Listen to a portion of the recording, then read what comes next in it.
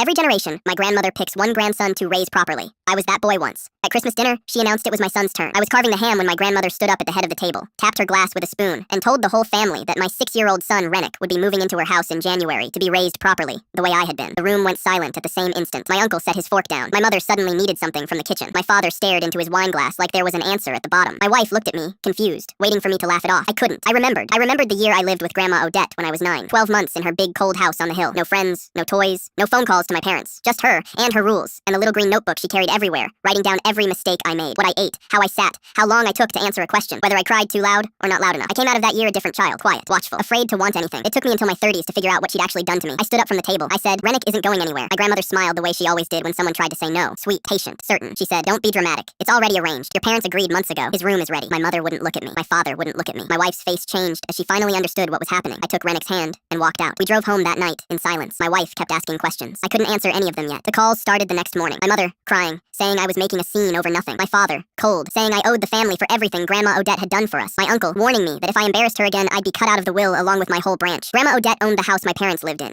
She'd paid for my uncle's divorce. She'd bought 2 of my cousins their first cars. That was how she kept everyone in line. That was how she'd kept them quiet about me. I didn't answer any of them. 4 days later, I came home from work, and Rennick's overnight bag was gone from the hook by the door. My wife was in tears. She said my mother had come by with a court document, some kind of temporary guardianship form my father had signed years ago, and she'd taken him, just like that. I called every cousin I could think of, the ones Grandma had raised properly before me. My cousin Merritt, who lived 2 states away, didn't pick up. My cousin Halden, who I hadn't spoken to in a decade, answered, and immediately said, I can't help you, and hung up. I finally got through to my cousin Renly, the one who'd lived with Grandma the year before I did. She was quiet for a long time, then she said, go get him tonight. Don't wait until morning, and whatever you find in that house, take pictures of all of it. I drove 7 hours through a snowstorm. The house sat at the end of a long driveway lined with dead trees. I parked past the tree line and walked up. The mudroom door was unlocked. It always had been. She never thought anyone would come. I found a study I'd never been allowed in as a child. The walls were lined with green notebooks, hundreds of them. Dates going back to 1961, each one labeled with a child's name. I opened the ones with my name and read a full year of my 9-year-old self, broken down into columns. Weight, sleep hours, punishments given, punishments earned, words that displeased her. There was a shelf of family financial records, too, going back decades. Every dollar she'd ever given anyone, and what she'd demanded in return. Under it, a fresh notebook, spine uncracked, with Rennick's name on the cover in her handwriting. I found him in the small blue bedroom at the end of the hall, the same one I'd slept in, awake in his pajamas, sitting on the edge of the bed. Grandma Odette was in the rocking chair across from him, reading aloud from a book of rules I remembered word for word. She looked up when I walked in. She wasn't afraid. She smiled and said, he's already doing so well. You'll thank me. You did. I didn't say anything. I picked up my son. I held up my phone and told her I'd been recording since the mudroom and that I'd photographed every notebook on those shelves. I told her the state police were already on their way. For the first time in 60 years, I watched my grandmother's face go blank. She's under investigation now. 2 of my cousins have come forward. The house on the hill is being emptied by people wearing gloves. My son is 8 now. He doesn't remember that night at all. I remember every second of it. But the thing that swallowed 4 generations of us ended in that blue room.